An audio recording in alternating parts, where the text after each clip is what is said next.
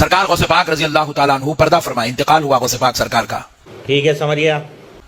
آپ کو قبر شریف میں مزار اقدس میں لٹا دیا گیا. ٹھیک ہے. قبر شریف بند ہو گئی. فرشتے آئے آ کر کہنے لگے من ربو کا. غوث پاک سے سوال کر رہے من ربو کا. غوث پاک سرکار نے کہا میں نہیں بتاؤں گا. کیا تم کو آداب نہیں معلوم کہ بات کرنے سے پہلے سلام کیا کرو؟ سلام علیکم. ہائے ہائے ہائے ہائے. ہائے ہائے ہائے. فرشتے ادب سے کھڑے ہو کہنے لگا وہاں پہ تو شاہی کوئی نہیں، وہاں پہ تو شاہی کوئی نہیں. السلام علیکم یا عبد القادر. السلام علیکم. اے عبد القادر آپ پر سلام ہو. تو آپ نے سلام کا جواب دیا. جواب دیتے ہی پھر فرشتے پوچھے من ربو کا. تو غوث پاک نے کہا میں نہیں بتاؤں گا. آپ پہلے میرے سوال کا جواب دو، پھر میں تمہیں تمہارے سوال کا جواب دیتا ہوں. اور لکھ لعنت تیرے جمن پہ.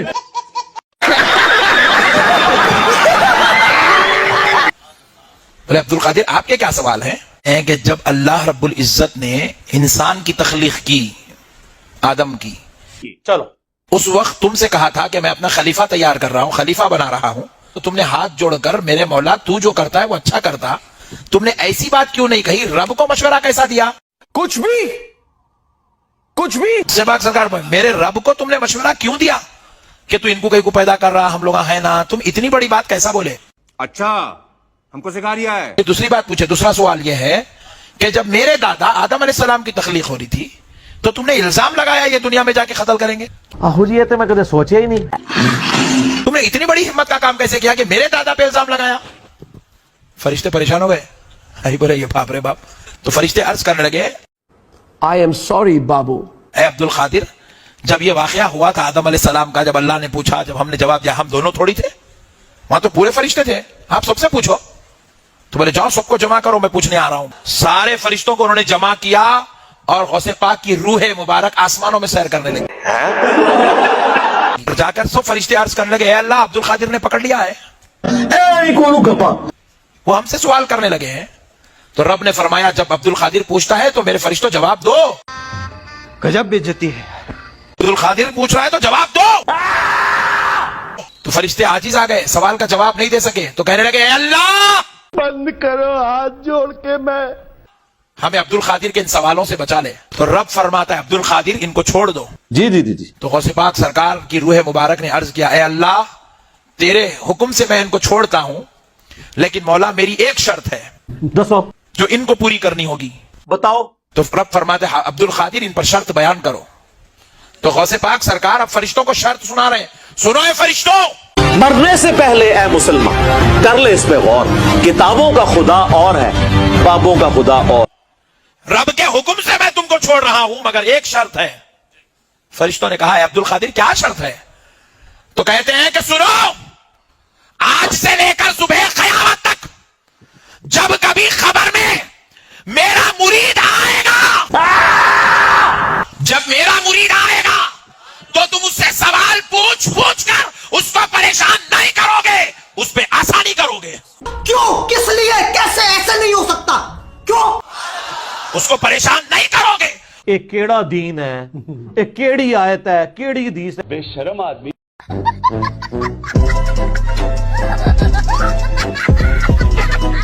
اس کو آسانی دو گے. کون ہیں یہ لوگ؟ کہاں سے آتے ہیں؟ ایک نے کیمرہ لا کے دیکھا کہ اندر ایک کام ہوا ہے. فرشتہ نے یہی جواب پتا ہے، جس نے کمپیوٹر کو پتا ہے کہ اے کمانڈ دینی ہے، اس کو وہ ایرر دیتا ہے. وہ ایرر دیتا ہونا ہے، وہ پھینٹی لگ گئی ہے. یہ سٹوری ہوں کسی اور کو سناؤ، فرشتیاں نو تے پتہ ہی نہیں، کوئی اور جواب ہی دینا ہوتا ہے. وہ پھر کہتے ہیں دیکھو جی عبد القادر پہ گئے جی پیچھے. اندازہ کرو تھوڑے بابے کسی کھنگن نہیں دینا. ایک اور سوال ہے سر، یہ جیسے عبد القادر جیلانی، ان کو غوث اعظم بھی کہتے ہیں، یہ بریلوی مکتب فکر کے جو لوگ ہوتے ہیں وہ کہتے ہیں کہ یہ حضور کے بلڈ لائن میں سے ہیں، اور اس کے بہت سارے وہ پروف بھی دیتے ہیں الگ الگ کتابوں سے. میں نے پروف تو ابھی تک نہیں دیکھا ہے سر.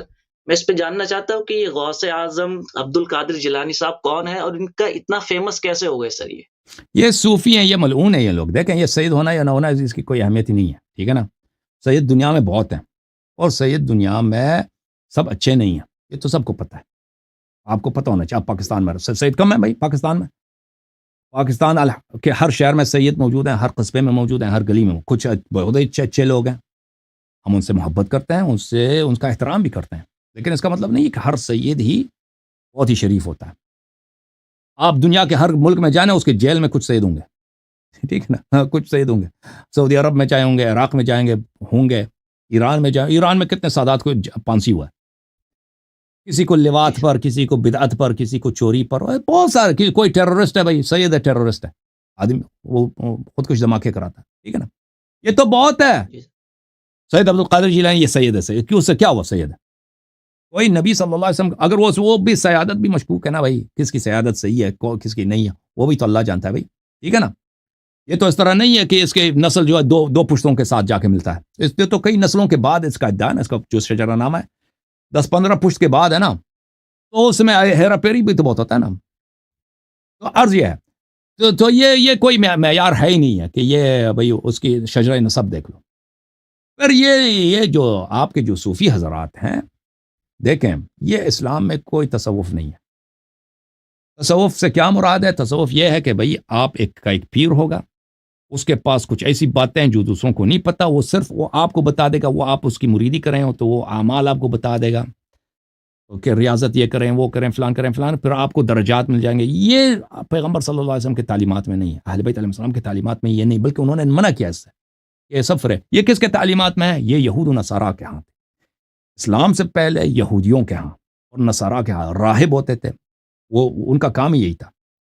وہ مثلا ان کے پاس علوم غریبہ ہوتے تھے, جادو وغیرہ کا, جنات وغیرہ سے. وہ ابھی یہودیوں کا بالکل تصوف بالکل کاپی ہے دو چیزوں کی. یہودیوں کے پاس ایک علم ہے, اس کو قبالہ بولتے ہیں, قبالہ. وہ بہت پاپولر ہے دنیا میں. دنیا میں آپ کے جتنے بڑے بڑے پیسے والے سیلیبریٹیز ہیں نا, وہ اس میں سے بہت سارے قبالہ کے پیروکار ہیں, کیونکہ اس میں ایسے کام ہوتے ہیں, عجیب غریب کام کرتے ہیں, وہ کرتب دکھاتے ہیں.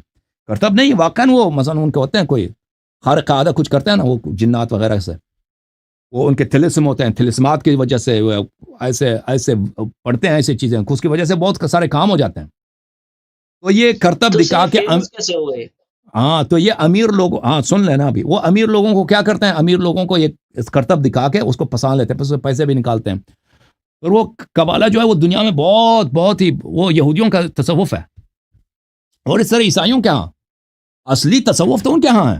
اصل میں اسلام میں تو نہیں تھا یہ. پیغمبر صلی اللہ علیہ وسلم کے زمانے میں کیا پیری مریدی تھی, وہی شریعت ہے نا, وہ سب کے لیے, وہ سب کے لیے. ایسا تو نہیں کہ پیر صاحب کے پاس کوئی ایسی باتیں ہیں جو دوسروں کے پاس نہیں ہے. تو بہرحال یہ پھر یہ بعد میں بنی امیہ کے اواخر میں بالکل بنی عباس کے زمانے میں, بنی عباس کے ابتدا میں یہ امپورٹ کیا گیا, یہ لایا گیا عالم اسلام میں. بہت سارے عیسائی جو بظاہر مسلمان ہوئے نا, اور یہودی جو مسلمان ہوئے, وہ اپنے افکار کو انہوں نے نہیں چھوڑا, کیونکہ ان کے بڑے بڑے علماء ہوتے تھے, ان کو بہت ساری باتیں پتہ تھی نا, پرانے ان کے جو افکار تھے, طریقہ کار تھے, اسی کو انہوں نے اسلام کا روپ دیا. اور تصوف ایک ایسی چیز ہے بھائی, یہ کبھی اسلام کے روپ میں ظاہر ہوتا ہے, کبھی تشیع کے روپ میں, کبھی سنی کے روپ میں, کبھی ہندو کے روپ میں. اب آپ کے جو صوفی حضرات ہیں, یہ دیکھیں, ان کو ہندو ان کو بہت پسند کرتے ہیں. صوفی جو ہستیاں ہیں نا بڑے بڑے, ہندو ان کو پسند کرتے ہیں, کیونکہ یہ ایسنس میں ایک ہی چیز ہے. ایسنس میں یہ ہندوازم اور تصوف ہے, اس میں فرق ہی نہیں, صرف لبادہ اسلام کا ہے. وہ کسی بھی, اور تصوف کے اکابر کے کتب میں نے پڑھا کہ سب دین سے ہی ہیں, سب دین سے ہی ہیں. تم چاہے, اللہ جانتا ہے, میں نے خمینی صاحب کے کتب میں وغیرہ یہ واضح لکھتے ہیں کہ تم چاہے بدھ کے سامنے سجدہ کرو یا مسجد میں یہ ایک ہی, اللہ کے سامنے سے ایک ہی ہے. مسجد اور بت خانہ ایک ہی ہے. یہ ظاہر, یہ کہتے ہیں یہ ظاہر ہی ایسا ہی ہے. یہ شریعت ان کے لیے ایک کیا ہے, ایک اس کو ظاہر بولتے ہیں, یہ ایک لبادہ ہے جو اس کو کبھی آپ نکال بھی سکتے ہیں, کسی اور شریعت میں بھی جا سکتے. اصل چیز تو اور چیز ہے نا, اور چیز کو مانتے ہیں, حقیقت, وہ اس کو حقیقت بولتے ہیں.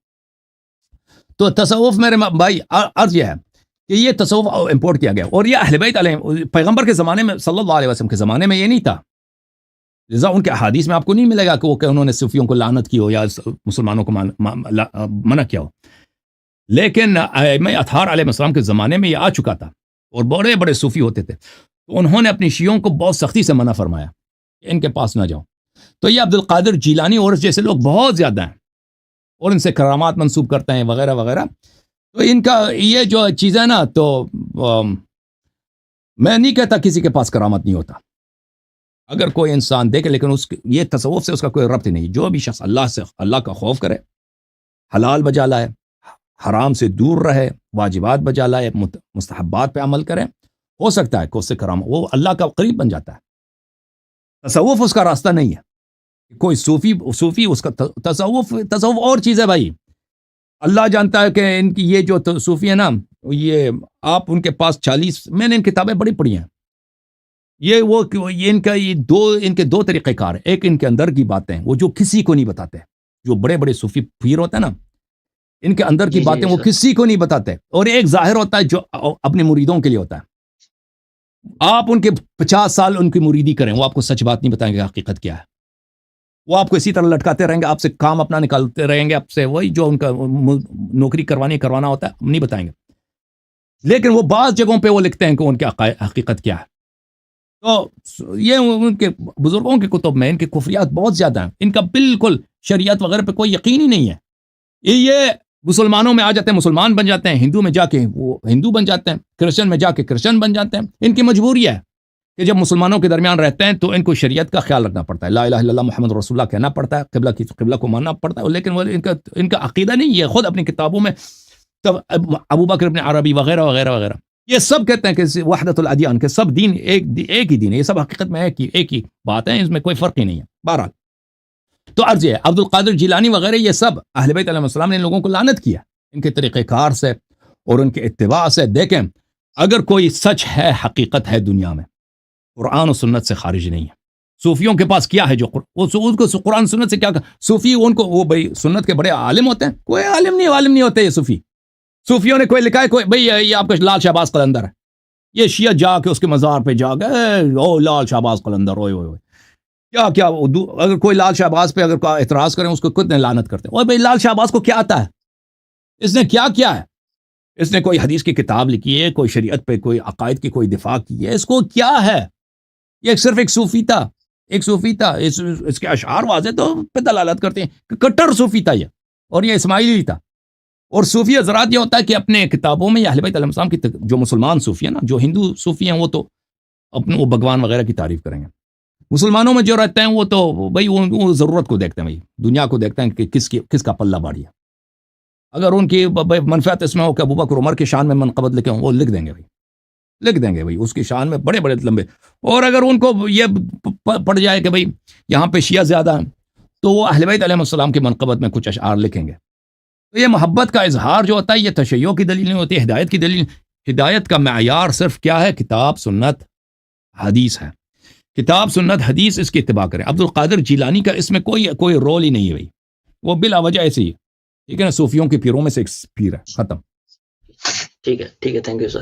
ایک ریکویسٹ تھی سر، جیسے ڈیبیٹ آپس میں چلتی ہے نا سر، کافی ڈیبیٹ دیکھتے ہیں ہم، تو بیچ میں اگر آڈینس کو 1-2 سوال جو اگینسٹ میں آتے ہیں آپ کے سوال کرنے کا ہمیں موقع مل جائے تو اس سے بڑی سہولیت ہو جائے گی. سر دقت کیا ہوتی ہے، جیسے آپ سمجھاتے ہیں ان کو کہ کچھ باتیں مان لو جیسے کسی حوالہ دینا ہے، وہ اپنی کتابوں سے حوالہ دیتے ہیں، یہ بات ہم سمجھ گئے کہ سامنے والے کو حوالہ دینے کے لیے جو سامنے بیٹھا ہے اس کی کتاب ہونی چاہیے. سامنے والے کو سمجھ نہیں آتا تو ہم اگر سوال کریں گے شاید اس کی سمجھ میں کچھ آ جائے.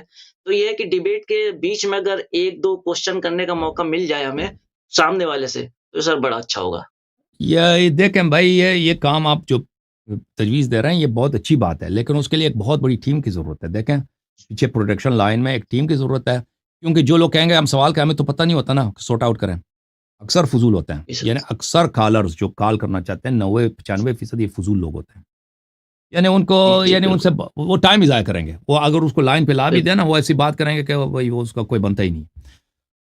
تو اس کے لیے ایسے پروڈکشن ٹیم کی ضرورت ہے کہ وہ اس کی چھان بین کر سکے کہ مثلا اگر فوری طور پہ 2-3-4-5 کالر ایسے نکال دے کہ ان کو سلیکٹ کرے کہ یہ بھائی یہ سوال ان کا سوال اچھا ہے، یہ سورٹ آؤٹ کرے.